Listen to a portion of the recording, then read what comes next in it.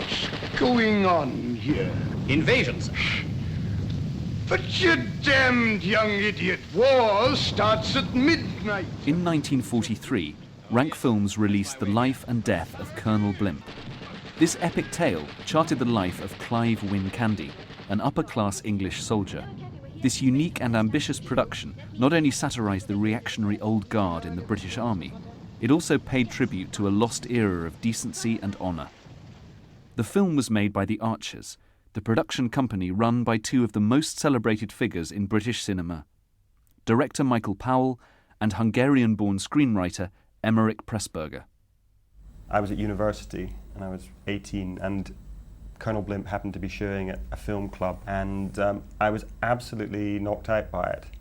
I thought it was quite unlike any other film I'd ever seen, and that made me feel very proud that this was my grandfather who played a large part in making this. But one of the things that really sort of stuck out for me was that I could see so much of Emeric in that film. It seemed so personal. I could see that it had come from him. And that was very moving for me and very inspiring. There are three great sights that stir the blood when a film begins, a British film. One is I suppose, the little symbols around an Ealing studio production. Another is the gong with Bombardier Billy Wells to strike it, and you know it's Rank Film.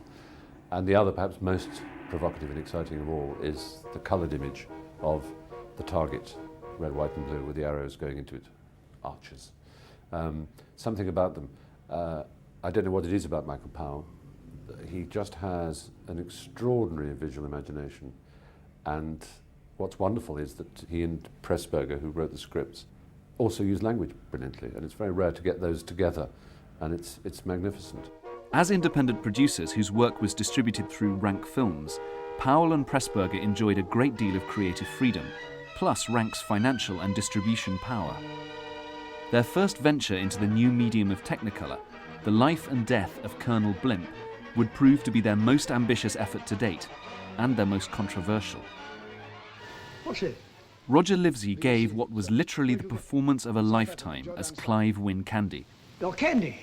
Sugar candy. Portraying him as a dashing young officer, quite a rebel in his day, through middle age, and finally as an old man, unable to accept that the old rules of warfare no longer apply.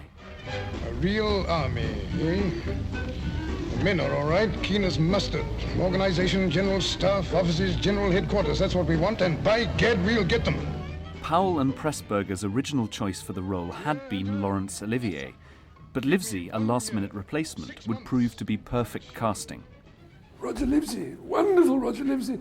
He's the most marvellous actor, Roger Livesey. He's got the extraordinary hoarse voice, I don't know where it comes from, and it's just lovely. And he is an actor who really, I think, without Michael Powell, I would really not have known. I mean, you occasionally see him in the odd non-Archers film, but his two great performances are in A Matter of Life and Death, and obviously, most magisterially, in Colonel Blimp. This is it. He becomes this extraordinary image, this bald colonel, for whom nothing was good enough, and the way that modern people did it, well, my day, you know. And the film of Colonel Blimp is told in flashback, and a trick is played on him, which humiliates him. Get out of here, sir, you and your gang of awful militia gangsters. Get out! The film owes its title to the popular satirical cartoons by David Lowe, but the character on screen would prove to be far more complex. I am Major General Wynne Candy. These other gentlemen have all seen service. Distinguished service with the British Army. All I can say, sir, that when Napoleon said that an army marched on its stomach, I better stop, sir.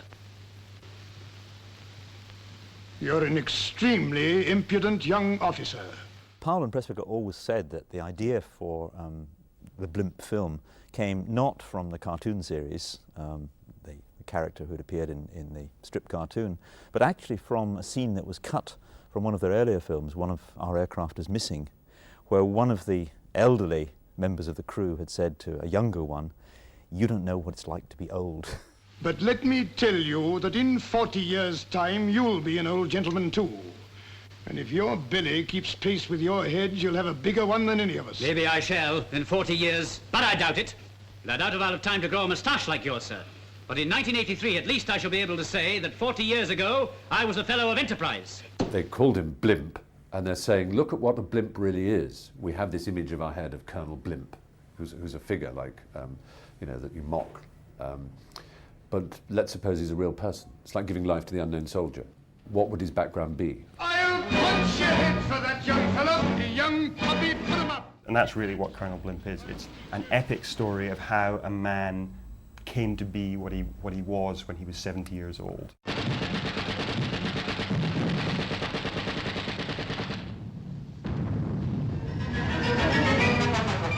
A much younger Clive Wynne Candy emerges from the pool, and we're transported back 40 years to 1902. Everything you want, Mr. Candy, sir? Yes, thanks, Peters. Clive is a young officer who has just returned from distinguished service in the Boer War. It's the first of 3 conflicts in the film, each heralding a different chapter in the life of the man who will become Colonel Blimp. Cheer up, England isn't as bad as all that, you know. Clive impetuously travels to Berlin, where he meets Edith, the first of 3 performances from Deborah Kerr. Das ist ja eine schöne Überraschung, Herr Candy. Edith has reported a spy spreading negative propaganda about the British in South Africa. When Clive meets the spy, he causes a diplomatic incident of his own. Stop it, Carnets, I'm with a lady. You should have thought of that before you started your little joke.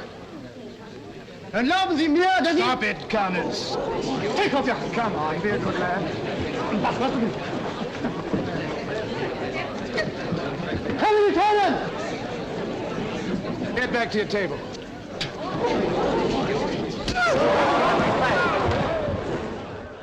As part of his code of honor, Clive is ordered to take part in a duel with his opposite number, a German soldier he's never met. Where is Theo Kretschmar Schuldorf? Oh, he hasn't shown up yet. I congratulate you on your pronunciation of the name. I learned it by heart, so that when my grandchildren say, Grandpa, have you ever cut anybody's ear off? I should be able to say, yes, Theo Kretschmar Schuldorf. I think one of the great moments in Life and Death of Colonel Blimp is the duel scene. It's a scene which has been greatly admired. Martin Scorsese has often talked about it as a big influence on him. Conventionally, you might expect a duel to be a build-up, certainly, and then the actual fight itself, and then the question of who's going to win. Well, of course, this duel is not about that at all. Neither of the 2 figures wants to fight, and there's nothing personal in it. And so, in a sense, the staging exactly reflects that. There's a tremendous sense of build-up, a lot of emphasis on all the protocol. It's very funny in a way, as they kind of go through all the preparations for the duel. And having got us all keyed up to this point, and the first blows having been struck, suddenly the camera goes sailing up in the air, through the roof, wonderful model shot as it comes out, as it were, through the roof, and we suddenly see a picture postcard scene of Berlin twinkling under starlight in the early winter morning. And we're in a different world. We're in a world which is a kind of fairy tale world where people are sitting in coaches. And I think what Powell and Pressburger want us to feel, or they wanted the audience in 1943 to feel, we still feel, is this sense that it is another world. It lies on the far side of 2 world wars. It's a world of kind of chivalry and innocence and men with sabres fighting duels. And it creates it perfectly. And we're left hanging in suspense, knowing that somehow this is all going to set the story in motion, and the outcome of the duel really doesn't matter. It's a great moment of cinema, I think. What the blazes is up with everybody today? Clive, you and I, friends, yes or no?